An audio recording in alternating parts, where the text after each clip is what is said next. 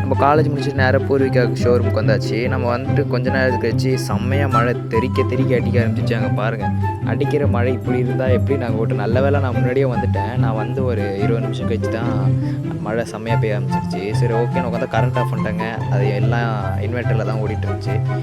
எதுவுமே பண்ண முடியல. யாருமே அந்த டைமில் யாரும் வராதனால கம்முன்னு போய் உட்காந்துருக்கும்போது பேம்ப்ளேட் போய் டிஸ்ட்ரிபியூட் பண்ணுறதா. ஆக்சுவலாக அடுத்த நாள் வந்து கோயில் ஃபங்க்ஷன், அதனால் பேம்ப்ளேட் டிஸ்ட்ரிபியூட் பண்ண சொன்னாங்க.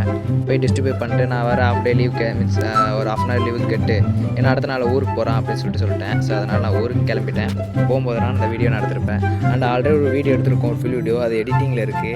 எடிட் முடிச்சா நான் வந்து ப்ராசஸ் பண்ணிட்டு உங்களுக்கு அப்புறமா அதை அப்லோட் பண்ணுறேன். அண்ட் நான் பார்த்த இடத்துல இன்டர்வலுக்காக வண்டி எடுத்துனாங்க. ஜூஸ் குடிச்சிட்டு அதுக்கப்புறம் நான் ஒரு 2 மணிக்கு நான் ஊருக்கு வந்து ரீச் ஆகிட்டேன்.